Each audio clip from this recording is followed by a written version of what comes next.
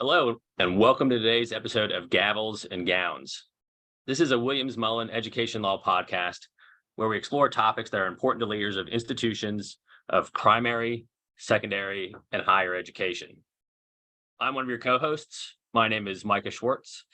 I'm an education attorney with Williams Mullen, and I'm located in Charlottesville, Virginia. I'm joined by my colleague, Hal Johnson, who's also an education attorney and chair of our education practice. He's located in Richmond. Hal, how you doing this morning? Doing great, Micah. Thank you. And I think referring to me as the chair of our education practice is just Micah's kind way of pointing out that I'm older than he is. Um, but regardless, it's good to be here today and speaking with everybody again. Uh, as Micah mentioned, our education group, we really do work as a team, and it's not just the two of us. We've got a full cadre of folks who can help in various subject matter areas for anything that folks in the education space may need. So that's it as far as our pitch. Why don't we talk now, Micah, about an issue that really is sort of in the headlines a lot these days, and that's controversial books in libraries, specifically school libraries, not public libraries that are open to the public in general, but libraries run by public and private educational institutions. Yeah, thanks for that introduction, Hal. We thought this would be a good topic because it's so timely, especially as schools are starting to open again. When I open up the newspaper every morning, I read about a different school district somewhere in America who's dealing with this issue. So we thought it'd be topical for that reason. And again, to clarify what we're talking about, as Hal mentioned, these are situations that school boards are facing where community members, sometimes it's parents, but not always, are asking to remove certain books from school libraries. And we're not really referring here to changing school curriculum because that's a much more complicated topic. The state government's involved in that decision. Curriculum decisions take a long time. But the law in terms of what a school can have in its library is much less developed. And so there's much more advocacy happening in this space. Some people would call these book bans. I mean, that's often how you'll see them read in or described in the newspaper, but that's kind of obviously a pointed description of them. And what we're seeing most often is, at least recently, is that people are asking to remove books from libraries that have LGBTQ perspectives, and in particular are about transgender students, or just people in the world coming to appreciate their gender identities. Yeah, and that certainly is a hot button issue, and school libraries have become sort of a political target for activists, both in the transgender space. But I think it's important to note that no single point on the political spectrum has a monopoly on using efforts to remove books from libraries as a political tool. And we've seen this. You may recall headlines regarding efforts to remove Huckleberry Finn from school libraries because it contained racial epithets, even though one of the themes of the book is really about the evils of racism. There have been court cases involving books that address the subject of voodoo or spiritual belief systems that people found offensive. And so this can come from all sides. And I think it's important to note that, this is not just one sort of political viewpoint that is using this tool to attack schools. It really can affect any school from a number of different areas and regarding a number of different topics that you may have in your libraries. Yeah, it's a good point, Hal. I mean, efforts to keep books out of certain people's hands are as old as the books themselves, right? Yeah, right. And in different eras, it takes different shapes, and the criticisms come from the left and from the right, and I think it's a good point. What we're seeing more recently with school districts is again covering a variety of different kinds of books, but there's particular focus again on LGBTQ books. Those you noted correctly. I think it's not the only focal point. All right, so let's talk about what the law is in this area. As a starting point, there isn't clear federal or state statute that dictates how a school division decides what kinds of books to have in their library. And so what you have instead is a, a tug, a push and pull between two different types of decision making. One is on the front end, and this is the foundational point. School divisions have a lot of power to determine what's going to be in their libraries. To take the just Virginia as an example, the state constitution vests the power to run a school division in a school board, and with that comes the power to decide what kinds of books are going to be in the school division's libraries. But pulling against that power are First Amendment considerations. And on this point, the seminal case is a case we'll be calling the PICO case. Its full name is Board of Education of Island Trees Union Free School District number 26 versus PICO. That's a long name, so we'll just call it PICO. And PICO is a case from the Supreme Court of the United States from the early 80s. And in that case, some individuals were trying to have certain books removed from the school libraries. The specific kinds of books aren't really that important, but basically it was an effort to have certain books removed from the libraries.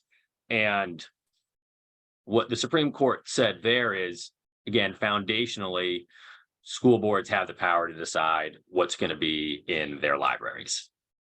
That's kind of the baseline for all of this.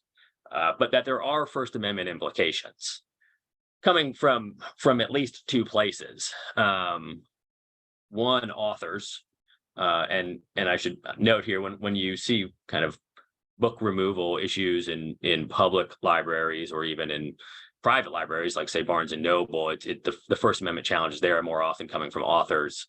The First Amendment issues that are implicated in a public school are less likely to come from the authors, and the challenges are more likely instead to come from the families of the students, who the courts have said have a First Amendment right to access a diversity of ideas. And to be clear here, we're talking about free speech rights, which is interesting, of course, because when a student chooses a book from a library, they're not speaking, at least not in the kind of literal sense. But what the courts have said is students learn what kinds of things they want to say, what kinds of things they think based on what they learn. And if there's only certain kinds of books in the libraries, then their ideas aren't going to develop in a very diverse way. And so as a result, their abilities to express themselves are limited by what's in the libraries. Now, that doesn't mean, I should say, that anytime somebody asks to have a book in a public school library, that it has to remain there. The school board can nonetheless choose to have books removed, but they have to be doing it for pedagogical reasons. And what is typically the reason asserted by a school board, and what the courts have most commonly recognized as a basis for removing a book, is because the books are vulgar or obscene or something like that. But again, the decision making has to be based on that issue, that the content is vulgar or obscene, not because of the particular viewpoint that is being presented in the book. And as you can imagine, it's those distinctions are often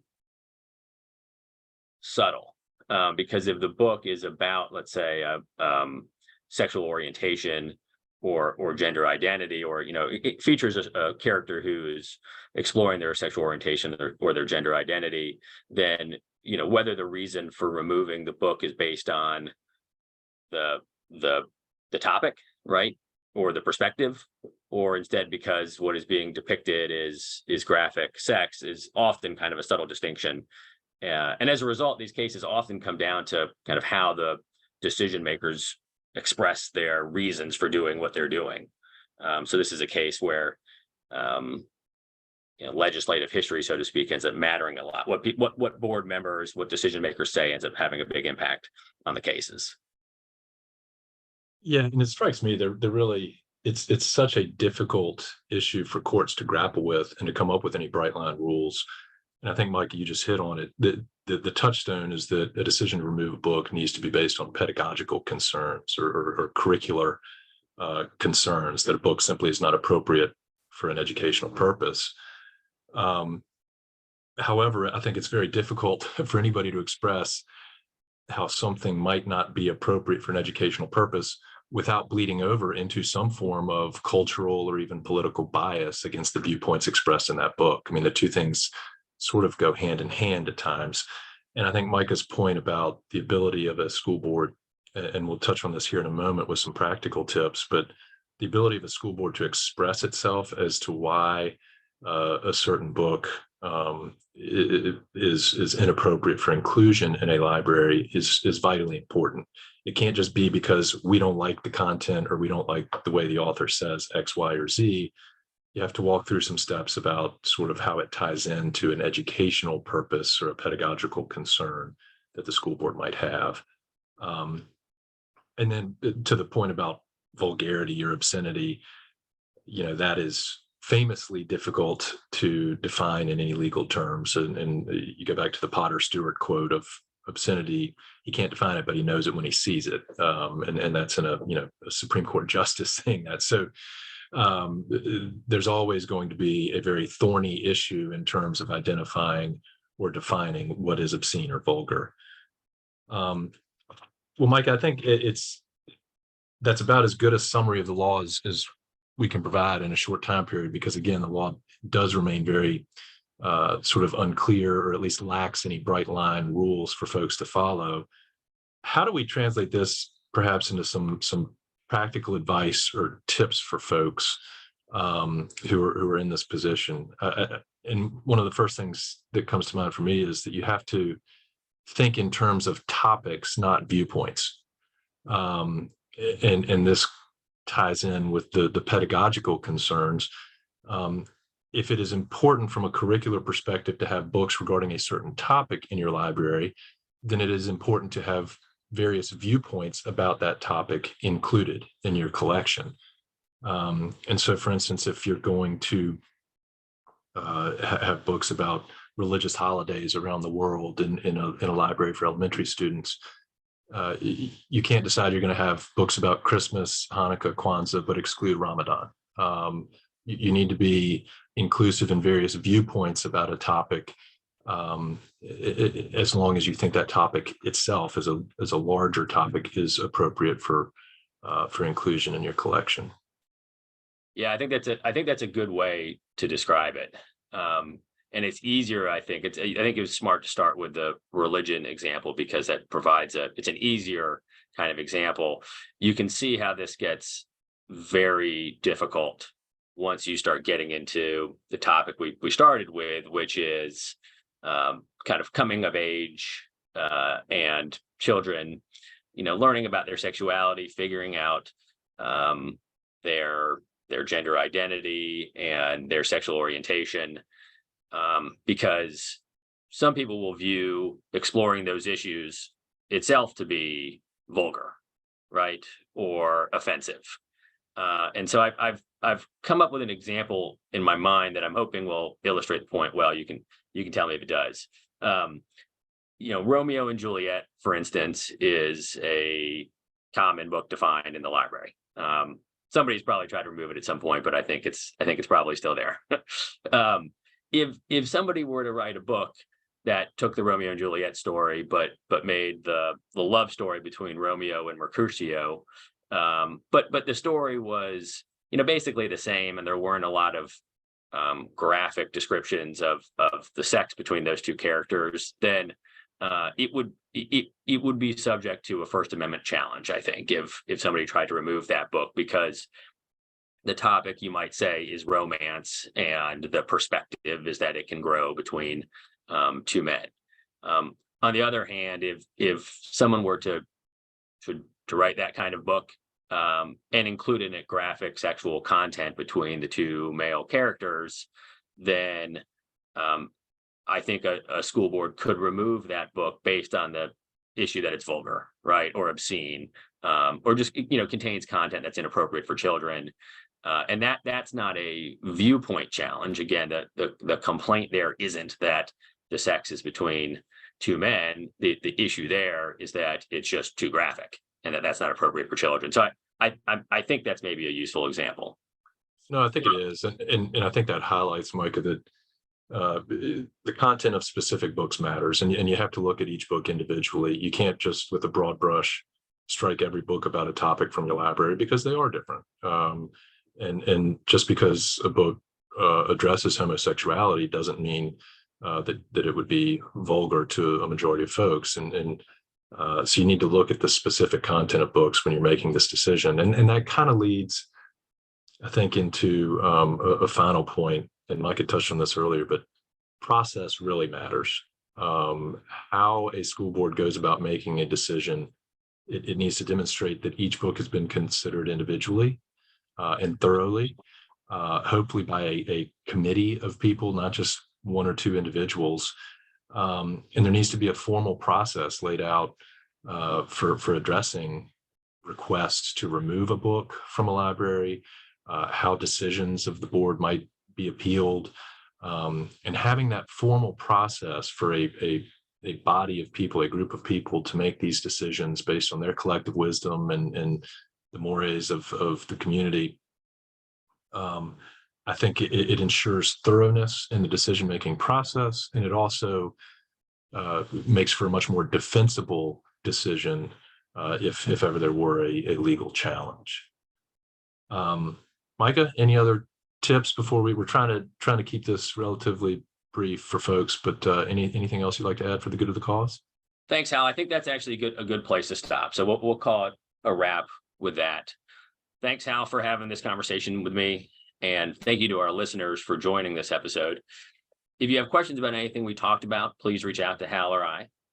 Also, we'd love to hear your suggestions for future episodes if you have any for this podcast. You can visit our education page at williamsmullen.com, and there you'll find out more about our education team and the kinds of legal services we provide. And finally, be sure to subscribe to this podcast series to be notified when our next episode posts. Thanks again for tuning in. We'll talk to you again.